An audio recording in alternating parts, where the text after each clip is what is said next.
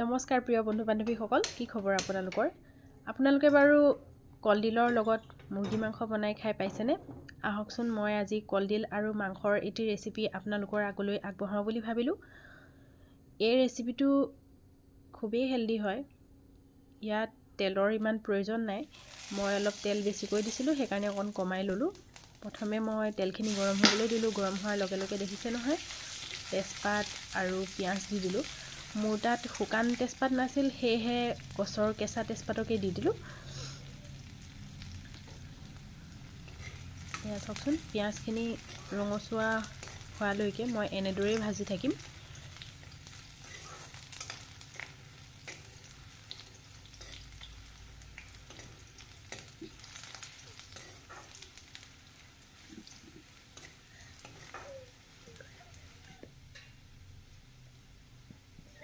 আপোনালোকে খাই পাইছেনে জনাব দেই। যদি খাই পোৱা নাই, বনাই খাই চাবচোন, বহুতেই টেষ্টি হয়। এতিয়া মই ইয়াত দি দিছোঁ কাটি থোৱা কলডিলখিনি। কলডিলত বহুত বেছি পৰিমাণে আইৰণ থাকে, সেইটো সকলোৱে জানেই।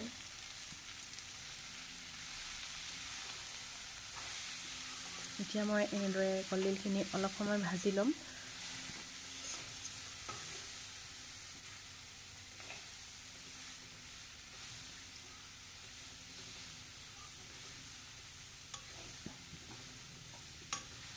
ভালদৰে লৰাই দিলোঁ।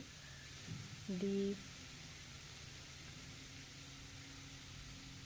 ইয়াত মই এতিয়া সোৱাদ অনুসাৰে নিমখ, হালধি,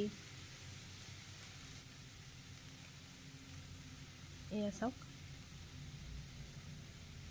সৰু চামুচেৰে মই 1.5 চামুচ ৰং দিলোঁ। দি ইয়াত মই খুন্দি ৰখা আদা নহৰুৰ 1 চামুচ পেষ্ট দিলোঁ। মই আদা নহৰুটো বহুত বেছি গুড়িও কৰা নাই, খালি মাত্ৰ থেতেলিয়াইহে লৈছিলোঁ। তাৰপিছত ভালদৰে মিক্স কৰি দিব হেতাখনেৰে লৰাই।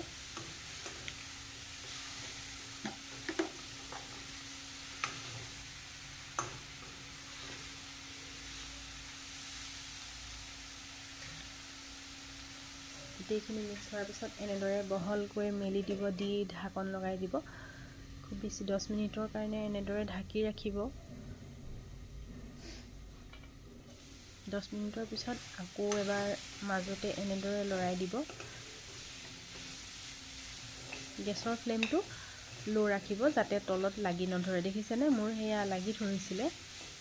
তাৰ আগত মই এবাৰ লৰাইছিলোঁ, কিন্তু আপোনালোকক দেখাবলৈ নহ'ল বাৰু।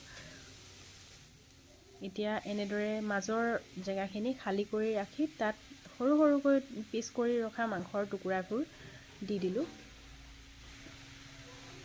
দি মই ভালদৰে লৰাই দিলোঁ।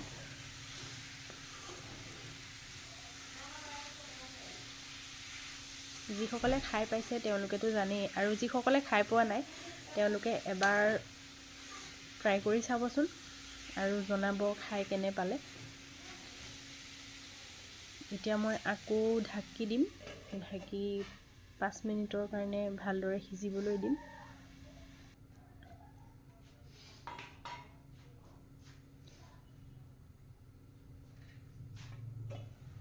এতিয়া মই আকৌ এনেদৰে লৰাই দিম। দেখিছেনে, মাংসৰ যিটো পানী থাকে সেই পানীটো লাহে লাহে নিগৰিবলৈ লৈছে, ওলাইছে পানীবোৰ। পানীখিনি শুকাবলৈ দিব।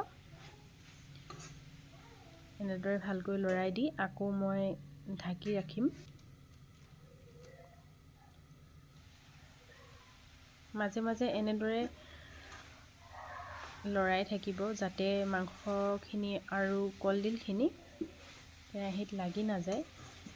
এতিয়া মই ইয়াত দিম অকণমান জলকীয়া গুড়া, জিৰা গুড়া। জিৰা গুড়াটো মই আগতেই দিলোঁ বাৰু, আপোনালোকক দেখাবলৈ মই পাহৰি গ'লোঁ। অকণমান চিকেন মছলা। চিকেন মছলাটো অপশ্যনেল হয়, আপোনালোকে দিব খুজিলে দিব পাৰে আৰু দিব নোখুজিলে নিদিলেও হয়। তাৰপিছতে দি দিলোঁ মই ইয়াতে মিট মছলা অকণমান। মছলাৰো বহুত বেছি প্ৰয়োজন নাই।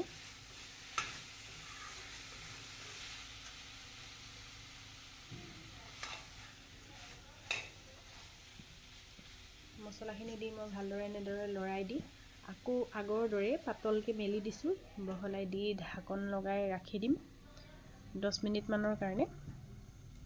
10 মিনিট হৈ গ'ল। তাৰপিছত মাজতে মই এনেদৰে আকৌ এবাৰ লৰাই দিম।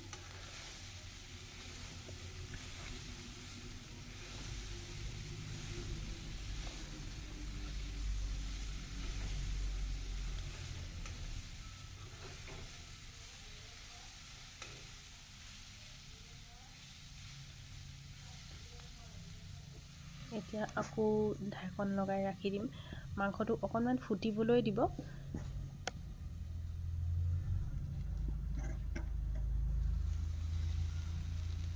এয়া চাওকচোন, এতিয়া মই ইয়াতে অকণমান গৰম পানী দি মাংসটো সিজিবলৈ দিম, গোটেই বস্তুবিলাক যাতে ভালদৰে সিজি যায়। পানীখিনি দি মই এনেদৰে এবাৰ লৰাই দিম। বহুত বেছি পানী একেবাৰতে নিদিব, অকণ অকণ পানী দি ভাজিব।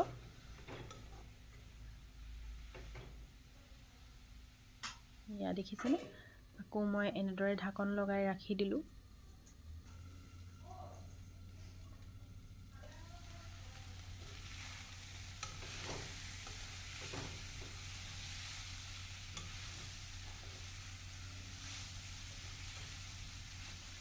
এতিয়া ইয়াত মই অকণমান সৰহকৈ পানী দিম।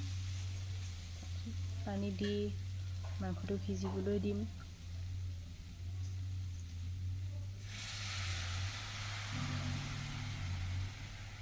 আগৰবাৰতকৈ এইবাৰ মই অকণমান পানী সৰহকৈয়ে দিছোঁ, লক্ষ্য কৰিছেনে বাৰু? তাৰপিছত এতিয়া মই লৰাই দি ঢাকনখন আকৌ লগাই দিম।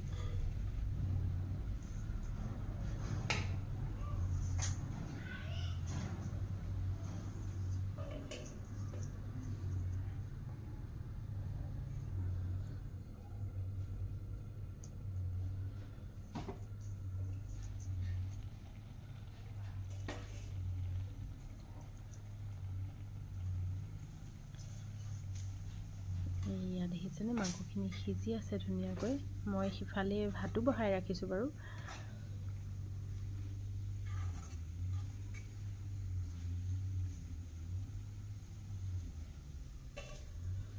কম মছলা আৰু কম তেলত হোৱা স্বাস্থ্যৰ বাবে উপযোগী এটা বহুত ভাল ৰেচিপি হয় এইটো।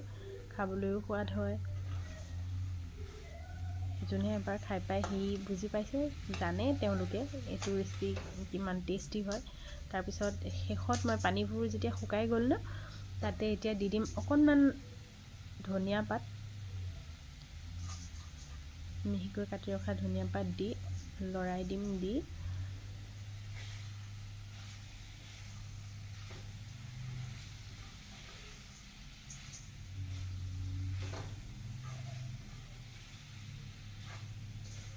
লৰাই দিলোঁ, দি ঢাকন লগাই মই অলপ সময়ৰ বাবে গেছটো অফ কৰি ৰাখি দিম।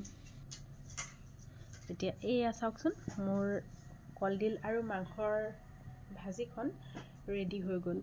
খাবলৈ ইমান যে সোৱাদ লগা হয় নকৈছোঁ আৰু।